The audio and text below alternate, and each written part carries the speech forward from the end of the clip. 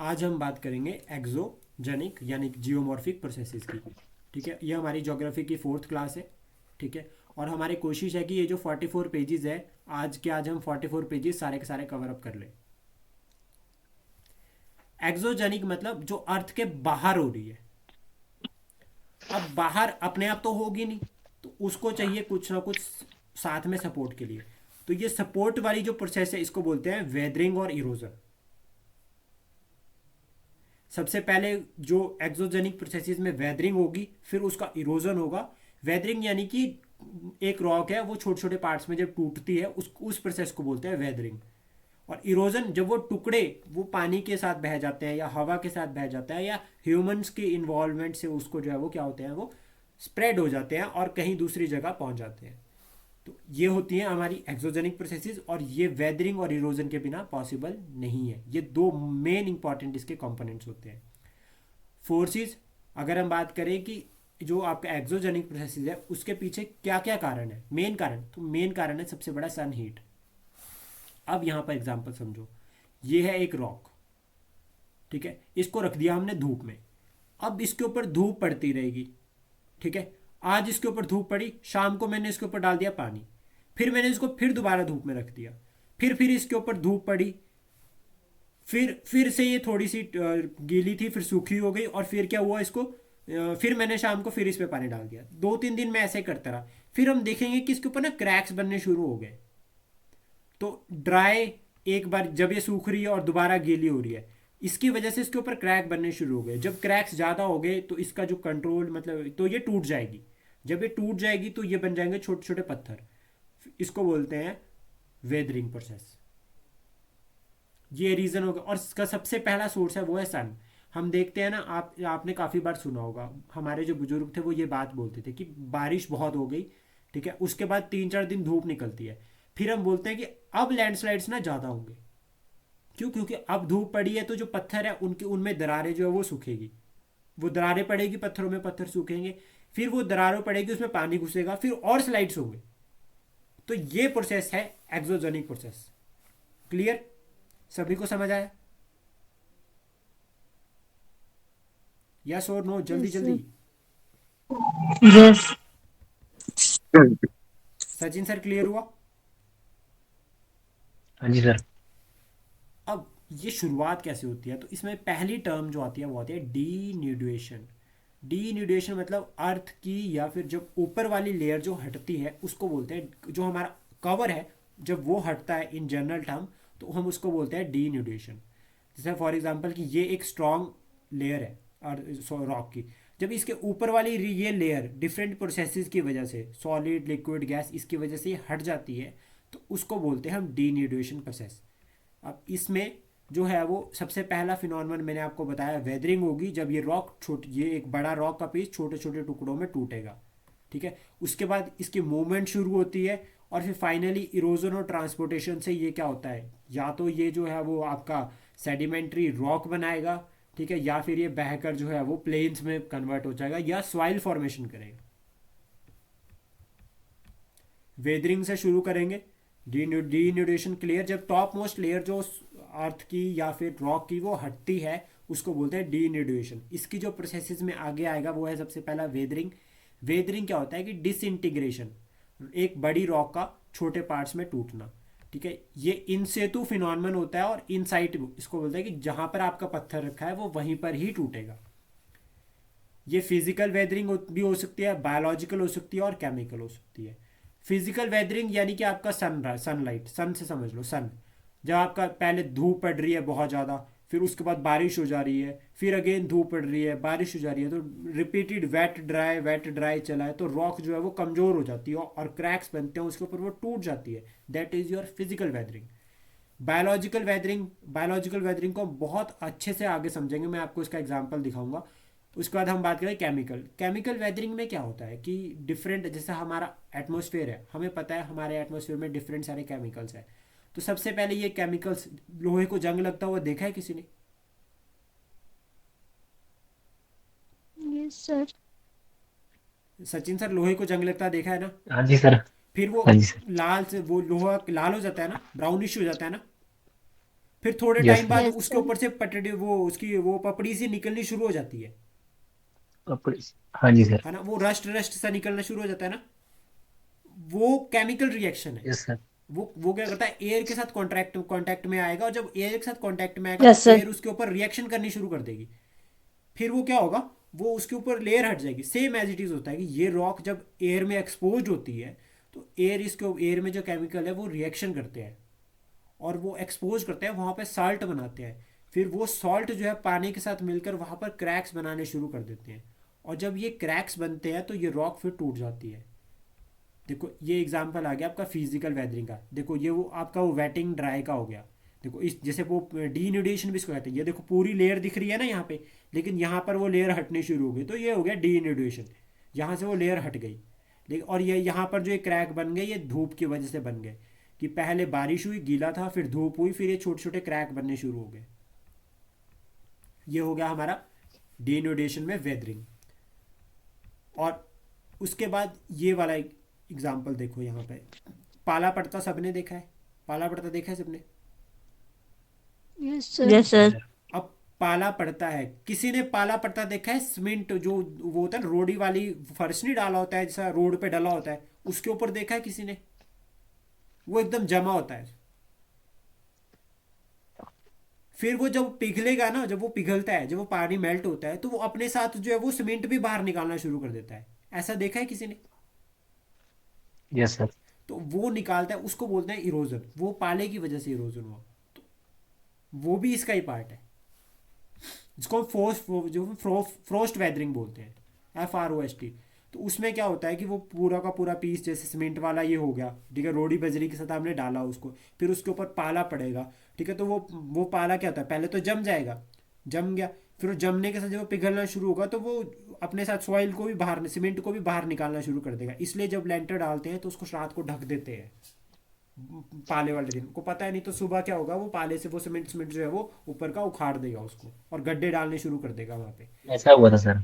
है ना। तो ये वो एग्जाम्पल हो गया प्रैक्टिकल, यस अब सर। आपको ये जिंदगी भर नहीं भूलेगा। ऐसा हुआ था सर, हमारे साथ लेंटर डाला पर उस दिन ही बारिश होगी। हाँ, और सारा ही फिर आ वो गया गड्ढे नीचे। गड्ढे पड़ गए, तो बस सिंपल वही एग्जाम्पल हाँ है। सर। अब ये देखो, मैंने आपको वही। बताया वेटिंग और ड्राइंग का, इस तरह से रॉक पे क्रैक्स बनते हैं। और ये देखा भी होगा आपने कि बहुत सारे पत्थर अपने आप ही पड़े पड़े टूट जाते हैं। तो ये उसका एग्जाम्पल हो गया कि धूप उनको मिलेगी और केमिकल रिएक्शन होगी तो वो इस तरह से टूट जाते हैं। ये उसका अनदर एग्जाम्पल हो गया। ये वेटिंग और ड्राइंग का हो गया कि पहले गीला हो गया, फिर उसके बाद क्या हुआ, इसमें जो है वो धूप पड़ी, धूप से ये टूट गया बिल्कुल। और ये फिर जैसे ये आपका दूसरा, ये बहुत हाई लेवल पर होगा, जैसे कि बड़े बड़े, अगर हम उसमें जाएंगे कि बहुत, फॉर एग्जांपल मान लो दक्कन प्लेट्यू में, ठीक है, वहाँ पर धूप बहुत ज़्यादा पड़ती है, ठीक है, महाराष्ट्र का एग्जांपल ले लो। अब वहाँ पर क्या है कि ये जो बड़े बड़े पहाड़ हैं, वहाँ पत्थर के ही पहाड़ होते हैं, ब्लैक माउंटेन के, वॉल्केनो वाले। अब वहाँ पर बारिश होगी पहले, फिर उसके बाद धूप पड़ गई, तो ये ऐसे ब्लॉक ब्लॉक ब्लॉक लो डिफरेंट डिफरेंट बनने शुरू हो जाते हैं। तो ये वाले भी जो है वो ब्लॉक फिर वो सेपरेट होने शुरू हो जाते हैं, उनके बीच से हवाएं क्रॉस होकर जो है वो उनको जो है कि पहाड़ पत्थरों को तोड़ना शुरू कर देती है, बिल्कुल माइनर। और ये छोटी प्रोसेस नहीं है, एक दो दिन की प्रोसेस नहीं है, सालों लग जाते हैं इसको, billion years, million, thousands of years लग जाते हैं। हमें तो तब, क्योंकि हम लोग तो अभी इंस्टेंटली नहीं देख पाते, लेकिन ये प्रोसेस ऐसी है जो चल रही है। सॉल्ट वेदरिंग, सिंपल इसमें सॉल्ट रिएक्शन होती है। जो आपका रॉक है उसके ऊपर सॉल्ट, जो हमारा जैसे कोई भी सॉल्ट मान के चल लो, तो वो सॉल्ट जब रिएक्ट करेगा तो वहाँ पर ऑक्सीजन के साथ, वाटर के साथ मिलकर फिर उसको रॉक में को कमज़ोर कर देगा, एक्सपोज कर देगा। इसका आयरन रस्टिंग मैंने आपको एग्जांपल बता दिया। ये हो गया मास वेस्टिंग। इससे ये तो आपको सबको, ये किसका एग्जांपल है, शिवाती मैम, रुडाली मैम, ये बताओ ये किसका एग्जांपल है। फोटो को देखकर बताना है कि ये क्या लग रहा है आपको, क्या हुआ हुआ ये। सर स्लाइडिंग सी हुई है। हाँ, sliding landslide, land sliding. Landslide, हाँ बस जी यहाँ जैसे। पर है लैंडस्लाइड। सडन मतलब एकदम से क्या हुआ कि पहाड़ जो है कि एक पूरा गिर के टूट गया। That is your mass wasting suddenly. इससे भी जो है वो रॉक टूटती है और वेदरिंग होती है और सॉइल बनती है। अब बात करते हैं केमिकल वेदरिंग। केमिकल वेदरिंग मैंने आपको वैसे बता दिया कि केमिकल रिएक्शन सबसे पहले सेटअप होती है, ठीक है, रॉक्स के ऊपर। उसके बाद पानी की सहायता से वो क्या करते हैं, जो है आपका देखो इस तरह से जो है वो रॉक्स को पानी मतलब सॉल्ट वाली रिएक्शन से इस तरह से वो रॉक को खोखला कर देता है, जो सॉल्ट रिएक्शन होती है। जो केमिकल वेदरिंग होगी, पहले केमिकल रिएक्शन सेट करेगा इनके ऊपर, फिर यहाँ पर पानी घुसेगा तो ये रॉक को अंदर से खोखला करना शुरू कर देते हैं। और सेम ऐसा ही होता है कि जब हम कभी जो हमारे जो दरवाजे वाली जो चौखट होती है उसको लोहे की अगर वो हो, तो कुछ टाइम बाद उसको देखोगे ना, अगर बहुत 20-30 साल बाद, तो देखना वो लोहा अंदर से गलना शुरू हो जाता है। और उसमें अगर वो ऐसी स्ट्रीप सी प्लेट है तो उसमें से बीच में छेद छेद बने होते हैं। तो ये वो वाली रिएक्शन हो गई जो केमिकल ने रिएक्ट कर दिया उसके साथ। अब हम बात करेंगे नेक्स्ट जो हमारा इंपॉर्टेंट है, ये डिफरेंस है मैकेनिकल वेदरिंग और केमिकल वेदरिंग में। ये आपके मेंस पॉइंट ऑफ व्यू से बहुत इंपॉर्टेंट है, इसलिए मैंने इसको साथ में यहाँ पर मेंशन कर दिया। मैकेनिकल वेदरिंग में क्या होता है, आपका कोई केमिकल चेंज नहीं होगा। फॉर एग्जांपल कि अगर एक पत्थर है वो टूटा तो छोटे पत्थरों में टूटा तो छोटा पत्थर ही बनेगा। लेकिन केमिकल वेदरिंग से क्या होता है कि जो ये जो है वो रॉक की प्रॉपर्टीज़ को चेंज कर देता है। अगर वहाँ पर रिएक्ट करेगा तो केमिकल जो जो रॉक टूटेगी उसमें केमिकल मिक्स होंगे, ठीक है। और इसका केमिकल कंपोजिशन पे कोई असर नहीं पड़ता, यहाँ पर असर पड़ता है केमिकल कंपोजिशन पे, ठीक है। और मैकेनिकल वेदरिंग के लिए क्या होता है, extreme hot and dry condition चाहिए होती है, लेकिन केमिकल वेदरिंग के लिए हॉट एंड ह्यूमिड कंडीशन चाहिए होती है। हॉट एंड ह्यूमिड मतलब आपको मॉइस्चर भी होना चाहिए ताकि आप जो हो वो नमी जो मतलब पानी आपको एडुकेट मिल सके रिएक्शन के लिए, प्लस साथ में आपको हाई हॉट होना चाहिए कंडीशंस। साथ में आपका यहाँ पर क्या होता है मैकेनिकल वेदरिंग में, आपको हॉट एंड ड्राई मतलब गर्मी भी होनी चाहिए और साथ में सूखा भी होना चाहिए। तो उससे क्या होगा कि आपको अच्छे से क्रैक्स बनेंगे और डे नाइट टेम्परेचर चेंज भी होना चाहिए।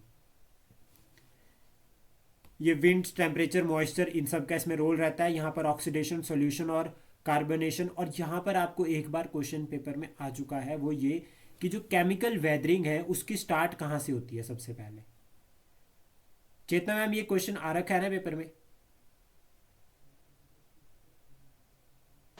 प्री में। हाँ, मैंने ये पढ़ रखा है कहीं पर क्वेश्चन कि यह वो यूपीएससी में है शायद, बट ये क्वेश्चन आ रखा है कि जो केमिकल वेदरिंग है वो कहाँ से शुरू होती है।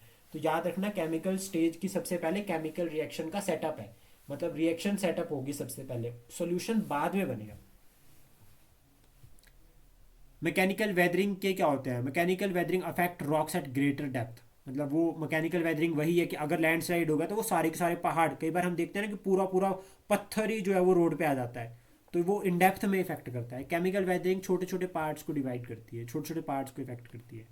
तो ये इंपॉर्टेंट है डिफरेंस याद करना। और सीधे यही पॉइंट्स अगर आप एग्जाम में लिखाओगे, अगर आपको 4 नंबर का क्वेश्चन आता है तो आपको पूरे मार्क्स मिलेंगे। बस इसके बाहर कुछ और लिखने की जरूरत ही नहीं पड़ेगी आपको कभी भी।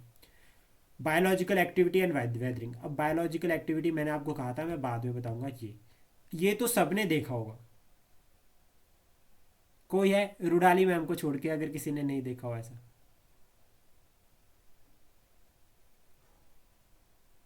शिवाती मैम आपने ऑब्जर्व किया है ये कभी ऐसा? हाँ जी। हाँ जी सर सर। देखा है मैंने भी जी भी मैंने देखा भी है? देखा है। मैम मैं मजाक में बोल रहा हूँ, आप सीरियस मत लेना, ठीक है। तो ये क्या होता है, देखो सिंपल। सबसे पहले आप ये याद रखना, एक एल्गी फंजाई और लाइकन्स। अब मुझे हिंदी में नहीं पता इनको LICHENS क्या बोलते हैं। ये जॉलजी वाले ज़्यादा, जॉलजी वाले भी नहीं बता सकते क्योंकि ये बॉटनी मेजर वाले हैं, को पता होगा, ठीक है। तो ये क्या होता है, एल्गी फंजाई और लाइकन्स, ठीक है। आप इनको याद रखना ऐसे ही।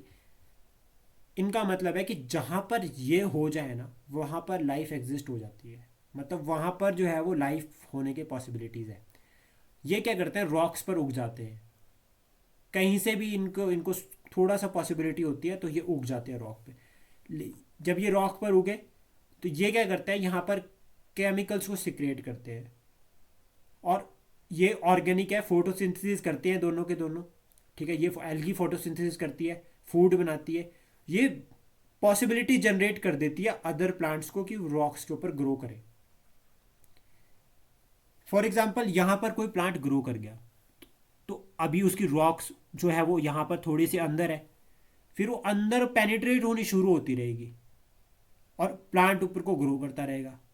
अब प्लांट बड़ा होगा, ऊपर फूड ज़्यादा बनेगा, रॉक्स उसके एक्सपैंड होनी शुरू होगी, इस तरह से वो अंदर अंदर जो है वो रॉक के अंदर अंदर एक्सपैंड होती रहेगी। और कहीं फिर वो मोटी होगी, फिर वो ज़्यादा एक्सपैंड होगी, जब उसकी ग्रोथ होगी तो वो ब्रेक कर देगी रॉक को, और फाइनली फिर वो इस तरह से टूट जाती है रॉक। देखो जैसे अलग अलग हो गया। तो इस प्रोसेस को बोलते हैं बायोलॉजिकल एक्टिविटी, जब बायोलॉजिकली जो है वो रॉक टूटती है, बायोलॉजिकल वेदरिंग। क्लियर सभी को?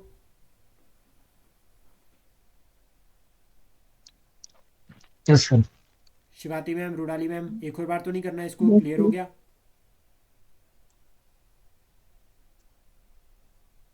कर दो सर, एक बार समझा दो फिर से।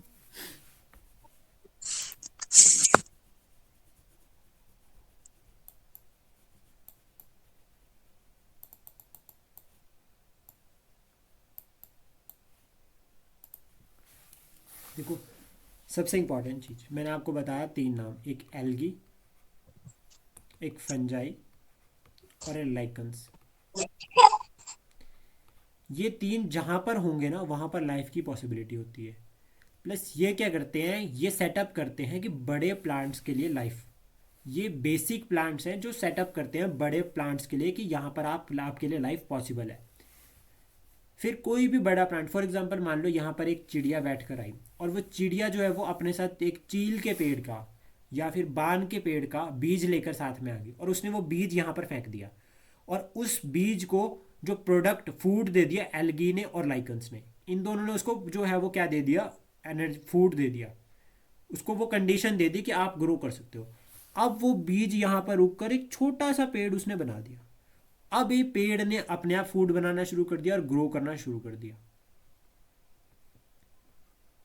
ये ग्रो करना शुरू कर दिया। जब इसने ग्रो किया तो ये ऊपर को भी ग्रो करेगा, प्लस इसकी रूट्स भी तो स्प्रेड होगी।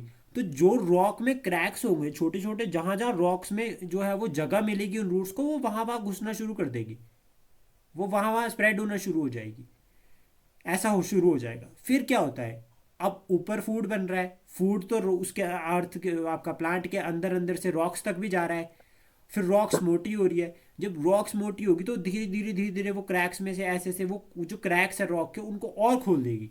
जब और खोल देगी और मोटी हो जाएगी और स्प्रेड हो जाएगा। फिर फाइनली क्या होता है कि रॉक जो है वो टूट ही जाती है बिल्कुल। और इसको बोलते हैं बायोलॉजिकल वेदरिंग। क्लियर? हाँ जी सर।